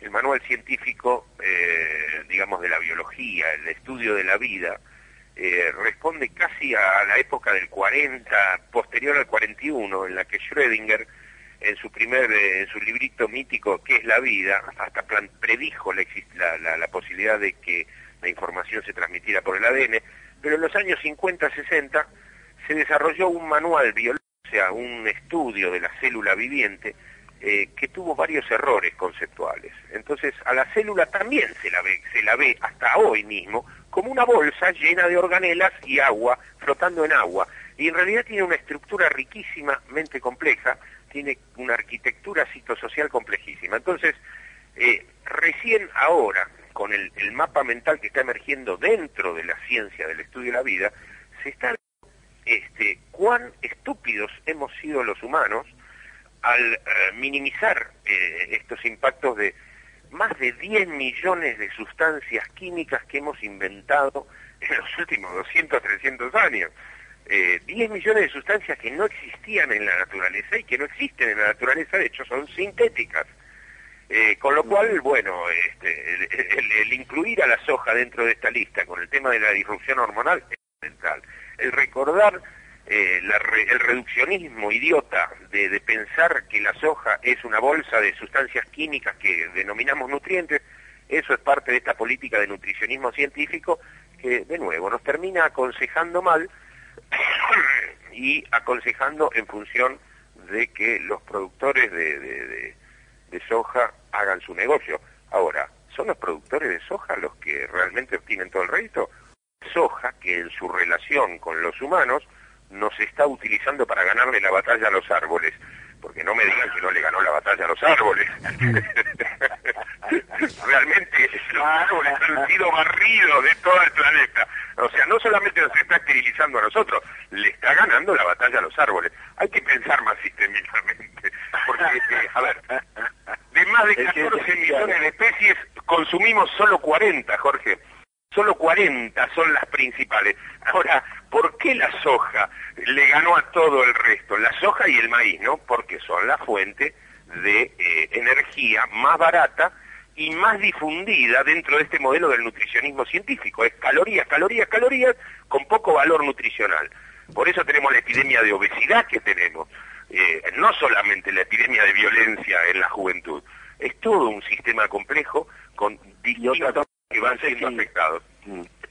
Bueno, otra cosa de que me han hablado últimamente es la extensión de la diabetes en diferentes edades. No sé si también tiene que ver con esto.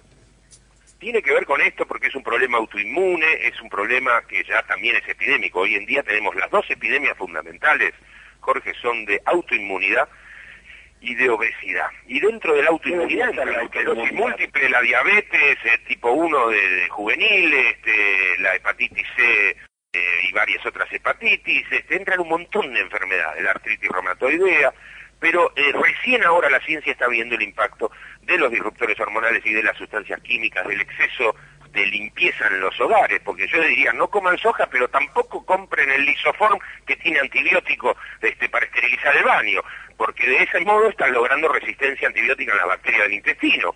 ¿Me explico?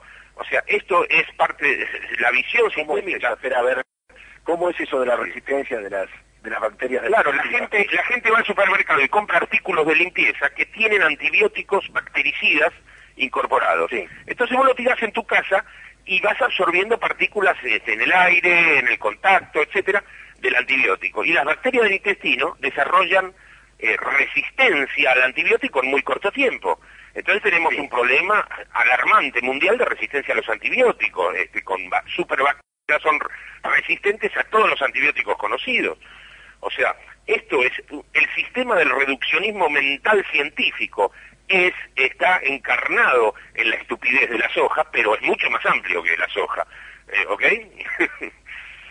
O sea que siempre la propuesta sería la simplificación de la vida y volver a prácticas más sencillas.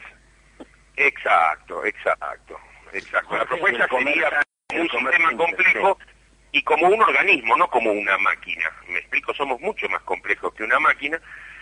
Pero lamentablemente tenemos un sistema político mundial y un sistema científico que lo apoya y le da letra, que todavía nos siguen considerando como una maquinita compleja. ¿Me explico? Pero si yo desarmo una maquinita compleja y la vuelvo a armar, funciona, pero si yo te desarmo a vos, no funcionás más. Si yo te desarmo a vos, te morís. Que los humanos somos, los seres vivientes somos más que la suma de las partes. Desde este punto de vista, lo de la soja ya directamente es un absurdo. Yo preferiría, y también es un absurdo el que haya sido, para referir esto a la visión sistémica de la vida, también son absurdas estas posturas vegetarianas fanáticas tipo PETA. Yo también estoy en desacuerdo con el sistema actual de producción de carne y consumo humano. Es totalmente criminal y cruel con los animales.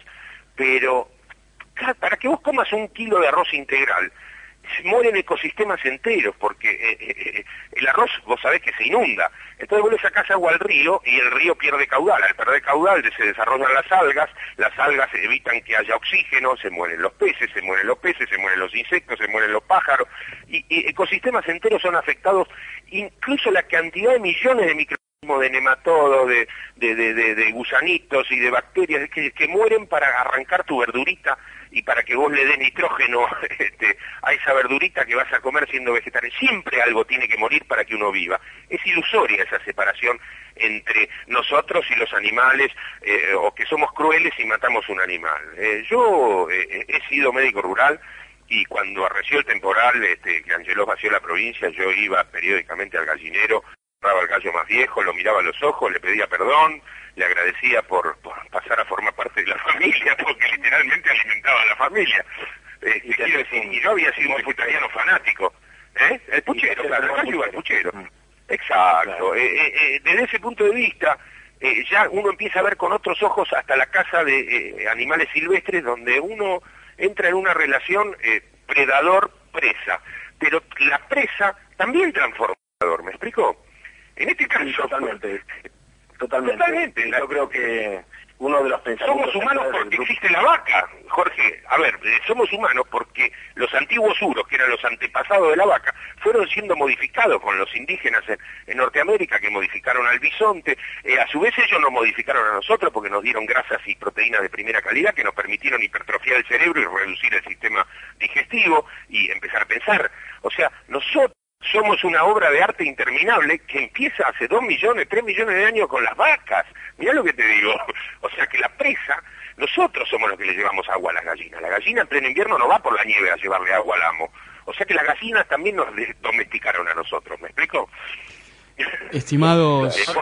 Bueno, esta idea en agricultura yo creo que nos ha llevado a una práctica, como dice Elizabeth Jacobo siempre en sus charlas, de hacer suelo, ¿no? Esta idea del CRR de que es posible hacer suelo, que es posible compostar los residuos familiares, que es posible cubrir, amulchar el suelo con nuestros residuos e inventar suelo donde no lo había. Es decir, esto se está haciendo en todo el mundo, pero aquí en la Argentina parece una idea bastante extraña. Yo siempre cuento una anécdota hace muchos años, cuando yo trabajaba en la Secretaría de Agricultura, que le hablé de integrar un espacio de biodiversidad al experto en suelos de la agricultura, y me preguntó qué tiene que ver el suelo con la biodiversidad. Y era el experto. Ese era el funcionario que se supone... Claro, porque para él el suelo era un... ¿Hola? Sí, Jorge, te escuchamos. Para él el suelo era un mero soporte. Exacto. A donde pones los insumos... Como decía el tubo de ensayo, ¿viste? Claro. Un soporte le pones la semilla, le pones los nutrientes, le pones el fertilizante, le pones agua, y cada uno de estos componentes le llaman insumo. Es monstruoso, ¿no? Es monstruoso. Además estamos comiendo prácticamente... Estamos comiendo combustibles fósiles, además, porque no se olvide que la agricultura se ha desarrollado por el nitrógeno sintético con el que se le da de comer al suelo. Mira, precisamente es bueno homenajear, ya que ha fallecido en su momento, durante muchos años la Facultad de Agronomía de Buenos Aires tuvo su capo de afología, o sea, de la ciencia del suelo, era un científico antroposófico, el doctor Martín Richter, un ingeniero agrónomo especialista en suelo que no solamente era propulsor de la biodinámica en Argentina, o sea, de esta práctica agroecológica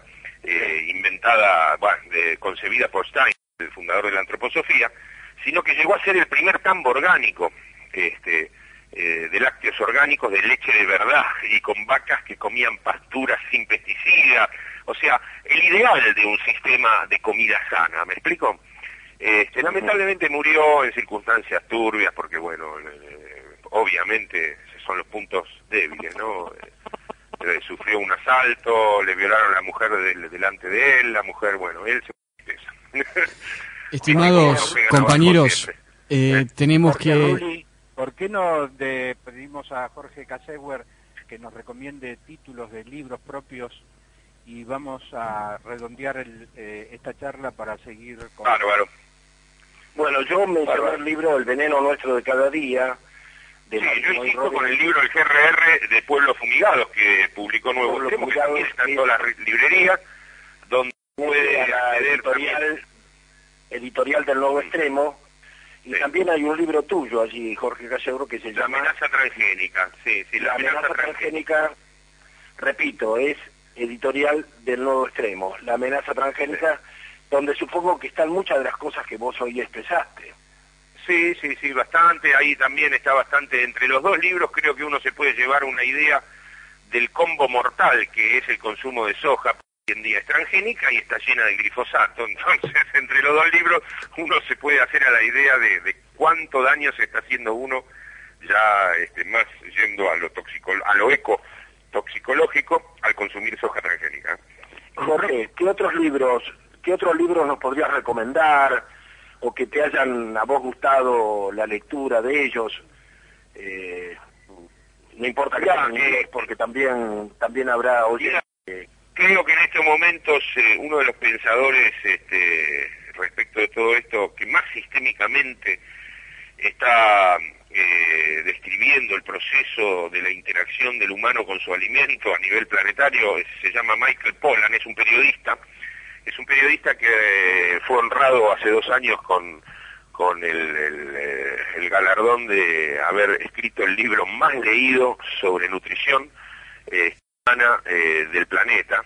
Se llama Michael Pollan y ha hecho libros como Las reglas del comer, donde dice cosas importantísimas, ¿no? Respecto de las actitudes a tomar al entrar a un supermercado. A ver, si tiene el alimento en su etiqueta algún ingrediente que un chico de 3er grado no puede leer, no es comida. Si tiene algún ingrediente que tu abuela no reconoce como no es comida.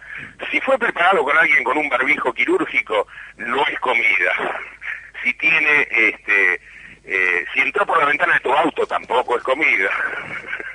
O sea, no cargues combustible para la nave cuerpo en una estación de servicio, ahí solo poner en nafta al auto, pero no entres al ESO Shop o al IPF Shop, porque está lleno de basura con soja también.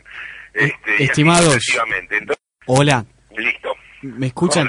Ruli y Jorge Casegüer, Esta charla de Horizonte Sur se repite el lunes a la hora 15, dentro del programa Mañana, Tarde y Noche, por la M690, K24 en radio, y se puede escuchar también por internet en www.arturocavallo.com.ar. Y vamos a redondear el programa de Horizonte Sur con Maximiliano Mendoza, Ernesto García y Bernardo Elman. Sí, me parece bárbaro. Buen día para todos, y gracias por prestar el oído para estas cosas que son fundamentales para la supervivencia. Muchas gracias, Gallego. Un abrazo. Bueno, yo también me despido entonces hasta el próximo sábado, y para que entonces Ernesto García y Maximiliano puedan tener también algunos minutos para redondear el programa. Sí, en realidad tenemos... Hasta pronto, compañeros. Buen año. Buen año, hasta luego para todos. Gracias. Buen año, hasta pronto. Igual.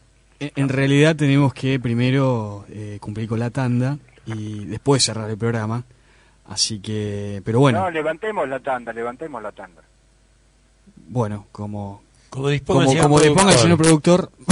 Vamos a la charla con él. Sí, es como el general Perón. Si lo dice el general, cumplimos. Bueno, vemos.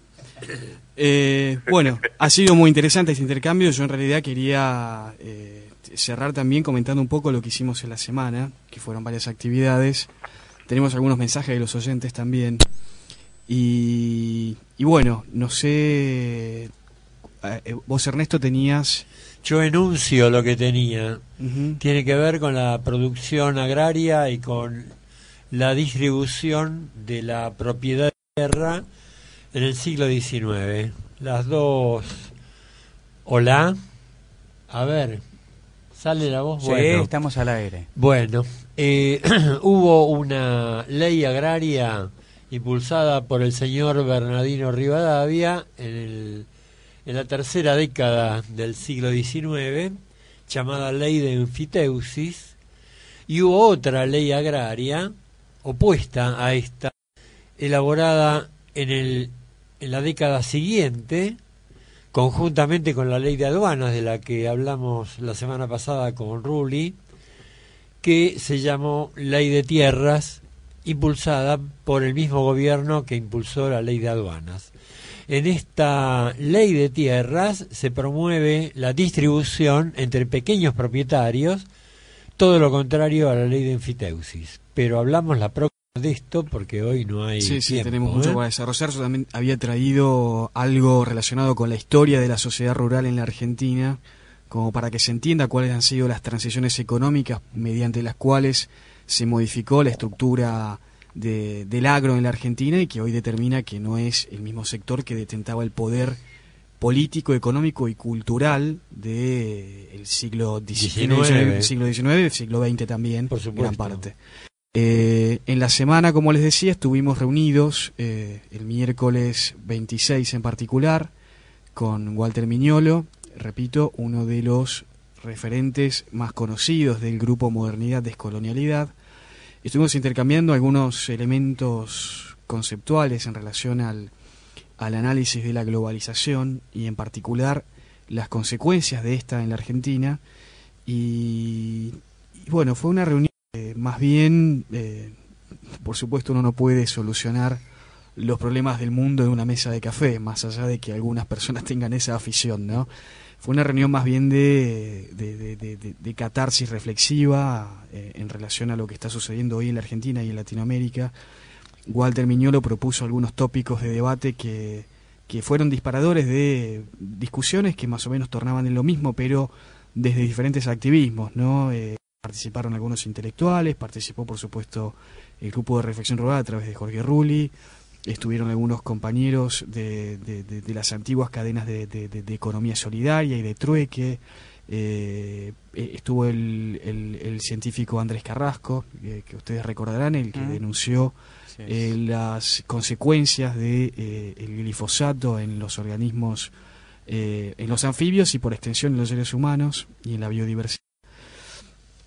Y bueno, realmente fue un encuentro bastante rico. No creo que nos faltó un poco más de tiempo, creo que por la magnitud de las propuestas de Miñolo era para hacer una reunión, un coloquio de 3 días, porque también la gente que participó tenía muchísimo para decir. Y bueno, creo que el encuentro se repetirá, estimamos, en breve. Así también estuvimos reunidos el jueves con Harvey, entrevistándolo para el grupo de Reflexión Rural. David Harvey es un geógrafo británico que hoy vive en los Estados Unidos. Es de formación marxista, pero no es lo que se diría un marxista ortodoxo, es todo lo contrario. Es el que acuñó el concepto muy utilizado hoy en América Latina y en particular por muchísimos movimientos sociales que luchan contra el extractivismo, el concepto de acumulación por desposesión, ¿no? La acumulación del capital por desposesión, en el caso de América Latina, por ser una economía apéndice de los mercados globales, la desposesión del territorio. David Harvey, además, es un ecologista, tiene familia aquí en Miramar y, bueno, parece ser que viene a veranear acá todos los fines de año con su familia y aprovecha para realizar este tipo de reuniones y coloquios, ¿no? Lo entrevistamos para el grupo, le pusimos cuáles son algunas de las partes fundamentales del modelo de los agronegocios en la Argentina, de manera tal de escuchar su opinión de cómo se inserta la Argentina en el concierto de las relaciones globales de intercambio. Por su característica de geógrafo, él puede tener una mirada más holística de la situación, porque además, al estudiar los procesos de descampesinización y de urbanización, lo ha llevado a comprender con muchísima lucidez la crisis del capitalismo a partir del 2008, cómo explotó la burbuja inmobiliaria en los Estados Unidos, el proceso chino, la demanda permanente y la política expansionista y colonial de China alrededor del globo. Y bueno, realmente creo que el aporte que nos brindó en relación a comprender un poco más acerca de lo que está ocurriendo en el mundo a partir de su mirada nos permitió de alguna forma contextualizar la Argentina en las relaciones de intercambio global y a su vez él brindarnos más elementos de análisis desde esa perspectiva de la geopolítica y de cómo la Argentina se trata en ese tipo de análisis político, ¿no? Recordemos que un dato fundamental de estos años y de cómo el extractivismo ha sido el eje fundamental de los procesos de crecimiento económico tienen que ver con un dato en particular. Los países que más han crecido en relación a su Producto Bruto Interno en los últimos años han sido los países de África junto a los de América Latina por su reputación y por cómo están satisfaciendo la demanda de los mercados globales necesitados de commodities para sostener sus niveles de consumo. Así que bueno, la entrevista fue grabada en video, pronto lo tendremos editado y doblado subtitulado para el grupo de Reflexión Rural. Participaron Jorge Rulli, Federico Aliaga y Sergio Murias, que es un compañero del grupo de Reflexión Rural y además es traductor público nacional, así que la entrevista tiene muchísima calidad conceptual y bueno, esperamos poder tenerla en breve para compartirla con todos los amigos del grupo de Reflexión Rural y de Horizonte Sur en internet y en las redes sociales, ¿no? Así que bueno, ese es mi pequeño informe de las actividades de la semana de Horizonte Sur, ya cerrando el año 2012 y con muchas expectativas para algunos proyectos que tenemos y que bueno, pronto los daremos a conocer una vez que los tengamos un poco más concretados, ¿no? Así es. Bueno, le damos la bienvenida a Bernardo Elfman, que acaba de sumarse a la mesa. Así es, en los últimos 3 minutos estamos acá en el estudio junto a ustedes. Quería comentar, viniendo hoy de Marcos Paz, lugar donde también vive Jorge Rulli, ¿no? Pero hoy lo ha hecho de su casa, la salida habitual de todos los sábados. Vi una pintada ahí en la ruta 40 y Roque Sáenz Peña, donde dobla el 136, ¿no? Para ya tomar camino hacia Merlo, que decía no a Monsanto, 18 millones de soja transgénica. No había más descripción que Lucas S. No sé quién es, no sé a a qué se refiere o quién la hizo, pero bueno, esa era la pintada que hoy estoy, bueno, ojalá se llevado esa impresión, exactamente. Pues yo te puedo agregar un dato. Yo vi un cartel de la Federación Agraria Argentina donde da una cifra escalofriante de 60.000 productores desaparecidos, claro, agropecuarios en los últimos 8 años, es decir, en pleno gobierno kirchnerista, Néstor y Cristina. No hay diferencias. Hoy se homenajea al señor Kirchner para ponerle el nombre a todas las escuelas que no tienen nombre, y se oculta este tipo de destrucción del mundo agropecuario, pequeño agropecuario, y se opta por este apoyo a las corporaciones que son las causantes fundamentales de la destrucción agropecuaria argentina. Tengo al compañero que me parece que tiene algún otro dato, o al compañero que tiene algún otro dato para aportar. Hablando de corporaciones, decíamos que teníamos algunos mensajes de los oyentes. Alberto de Valvanera, estuvimos hablando al principio del programa de Vaca Muerta, Chevron y la pseudo nacionalización de YPF. Nos recomienda un documental, que es el documental Gasland, que la traducción sería Tierra de Petróleo o Tierra de Hidrocarburos, que está disponible en el portal YouTube, sobre la técnica del fracking o fractura hidráulica, que la comentamos acá. Es un método de extracción del gas y el gas y el petróleo no convencional, que es muy dañino para el medio ambiente y que está prohibido en muchos países y que ha generado muchos movimientos de resistencia, ¿no? Nos comenta que el documental tiene más de 2 horas y que es impresionante en términos de, supongo, las imágenes y la documentación. Sí. Nos comentaba, porque bueno, yo recibí el llamado de que una ciudad, si no me equivoco, en España, donde se hace esto, en la canilla de una casa sale gas. Bueno, de España yo tengo la noticia de que no se consume atún porque viene con mercurio. Familiares míos que viven en Barcelona no consumen atún porque el atún trae mercurio. Recordemos que además Vaca Muerta está muy cerca de Loma de la Lata, que es una zona altamente contaminada por Repsol. Esto consta por los testimonios de los lugareños y en muchísimos documentales sobre el petróleo de la Argentina.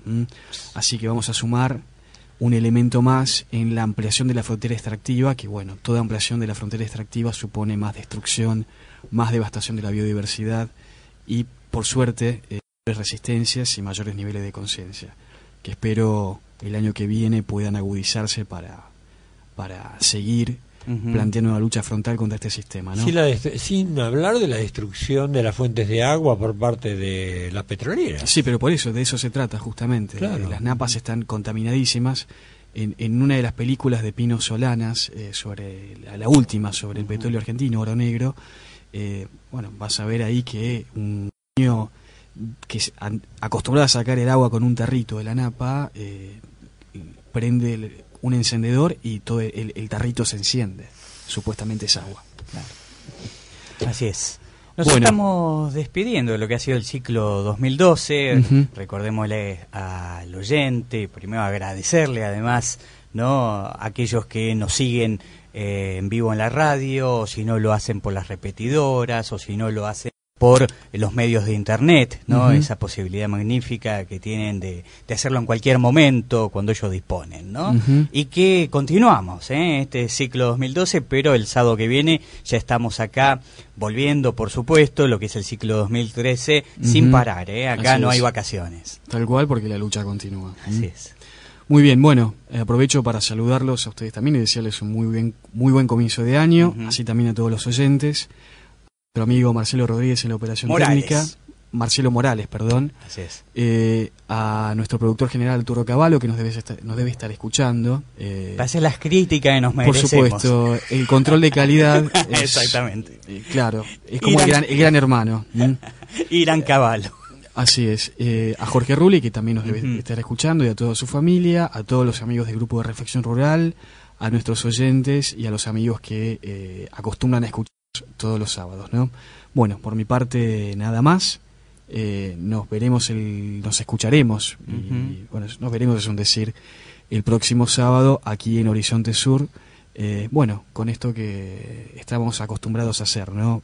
Reflexionar, invitarnos a pensar y a escucharnos en estos momentos tan difíciles en los cuales la demanda para entablar un diálogo se hace más que necesaria.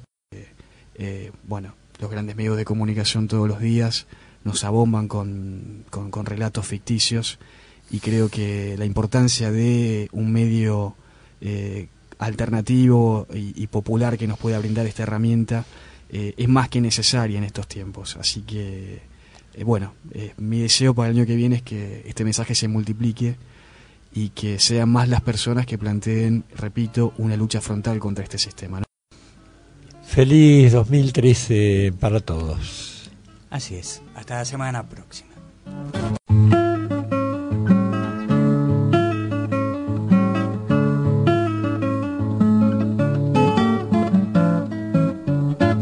Los invitamos a compartir Horizonte Sur, con la conducción de Jorge Eduardo Rulli y la participación del grupo de Reflexión Rural. Horizonte Sur los invita a una mirada desde la ecología sobre la política, el peronismo y los nuevos colonialismos, los modelos de las nuevas dependencias que nos colonizan, la soja, la megaminería, los agronegocios y la producción de biocombustibles. Nos desvelan las amenazas a nuestra soberanía y a nuestros patrimonios. Horizonte Sur Radio, con la conducción de Jorge Eduardo Rulli y la participación del grupo de Reflexión.